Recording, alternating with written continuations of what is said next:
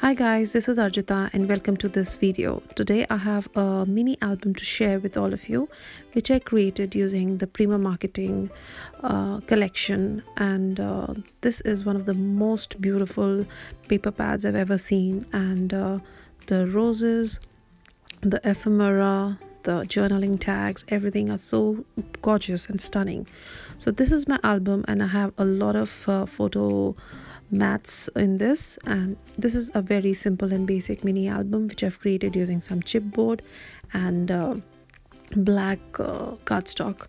So this is just some simple way to create interest to your album by the folds and flip folds. So this is how I have created spots to hold my journaling tags. This is a belly band going along with some golden glitter paper in the center, and the closure is by using a Sizzix die. I'll mention everything whatever I've used, and you can easily recreate it with your own creativity. So I've created multiple flaps, and I will tell you how I created it at the end of the video. So for right directions, you'll have to keep watching it till the end. And this is another page, very pretty and simple. We have lots of space to stick pictures and to write down and jot down our thoughts. The tags go inside the pocket very easily, and I'll tell you how. And this is the last set of page, and they open and close with lots of interest and fun. At the last, in fact the back of the album, I have created a pocket and stored lots of ephemera pieces for the recipient to use once the album is ready. And all these are from the same collection, and they are just beyond gorgeous. So I've put all this in a little Prima skeleton leaf. This is the back of the album, and at the front I've used a lot of things from the collection. I've also created a little stand for my album to sit on, and that creates even more interest. So to understand the concept of making the pages, I will be using some simple A4 sheets, and I'll tell you what exactly I'm doing with my paper. So basically you can take a 12 by 12, an A4, or whatever size of sheet. You basically just need one sheet of paper to create the multiple flips and folds of your album. So we fold the album, and leaving some gap at the top, I'll fold it so that a tag goes in and out very smoothly till the end of the pocket. So we never stick things directly like on top of each other, and it's always a good idea to create this little gap by folding the paper. So once that's done, and I'll again fold it in half, and once this is done, I will just use a paper cutter to trim one of the sides. So basically you can cut any of the sides and a different kind of a look will be achieved.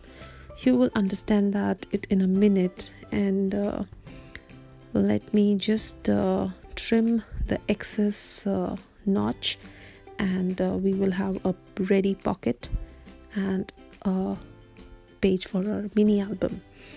So we'll just remove this excess notch from this side using a scale. And when you use a thick cardstock for your album, make sure you use a nice X-Acto knife or your trimmer to have crisp, perfect lines. It is always essential to use an extremely strong adhesive. For the demonstrative purposes, I'm just using a Tombow glue so that I can get a pocket, and the purpose of this video is solved. So this is how a pocket is created, and there we have one of the pages. It is also good to use a bone folder to have those extra crisp lines and folds in your mini album so that they open and close super easily. So out of this one A4 sheet, what we have done is we've created page 1, page 2, 3, and a pocket and a 4th page. So this is how you can do it, and I'll show you one more method very quickly, and then you will be able to do your folds according to your creativity. Taking another A4 sheet, I'm going to fold it, and this time again I'm folding it into half, but from the shorter side, and leaving a notch at one of the sides again.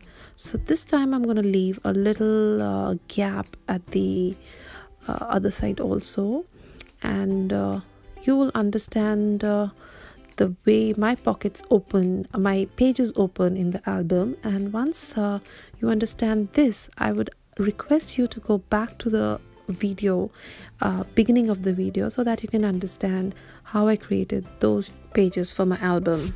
So as you can see, I'm removing the excess paper, and then I'll just cut the paper using my cutter. So this is going to give another look, and you can decide whatever you want to. All that is important is that all the pages should be of the same size. You need to decide the measurements of the mini album you are gonna make, and accordingly you need to take the page and then do the folds. So this is how the pocket is created, but this is open from this side, and we need to use a little glue just to make it an intact pocket. So this is done, and see, it's a totally different look, again using one A4 size paper. So we have this opening, this drops down, then you can have here the journaling or whatever, and then a pocket which can hold a tag. So there are multiple ways how you can extend this, and you can just keep sticking and adding more paper if you want to add more folds and drop downs in your album.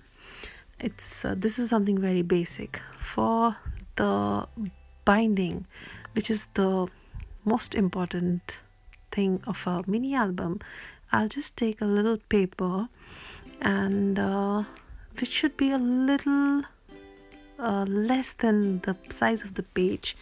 I would suggest initially go with the same size, same width of the paper, and then later we can just trim it a little shorter. So since these are my pages, I will take the paper of the same size. See, I'm just eyeballing it, and this looks good. So once this is done, I'm going to take my Martha Stewart mini scoreboard, and I'll start scoring them at 3/4 of an inch.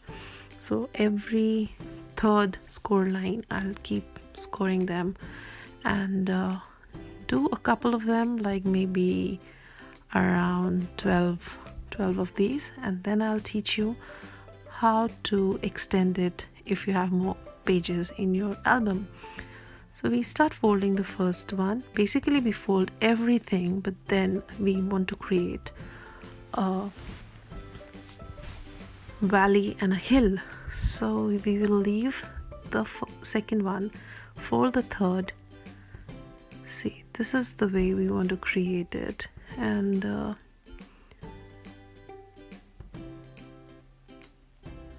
you will understand it. Keep watching it, and then you will understand it. So this is how we fold every line, but then in a different way. We have to create mountains and valleys, and this is the way it should look. So the gaps in between will help us have a lot of embellishments, and we'll have a thick gap in between, so that we can store many photographs and things, and just fill it up. So this is how our binding will look. And if you have more, like right now I've created a binding for 4 sheets, 4 pages, and you can keep adding the score lines and keep folding and making this binding. This is one of the sturdiest binding and one of the most popular ones. I have seen it almost everywhere. Wherever there are albums, this binding has got to be there. So we will do the sticking, and we need to stick all our mountains basically. And see, this is the place we need to have a really strong adhesive. So my recommendation would be a score tape or a red tacky tape, which is super strong and which holds these folds and our pages right. So once this is done, that is, our binding is done, our pages are done, all that remains is sticking the pages on this hinge and decoration, which is absolutely fun and interesting. So what you can do is you can keep these bindings ready to use. You can make a lot of these and just dump it at one place, and whenever you feel like making your album, just take one of the hinges, design some pages, and you're good to go. So I'll just trim off the excess, and this is how it should look. And if we use a good quality of paper stack here, they are quite erect, and the album looks really smart. So this is the place we'll stick our pages, and they will open and close very nicely. They also have a lot of gaps so that we can add flowers and some three-dimensional embellishments. So this is the place I'll stick my pages, and so I'll just refer back to my album so that I can show you that once the pages are stuck, it is just impossible to see where the binding is, and it looks very professional and neat.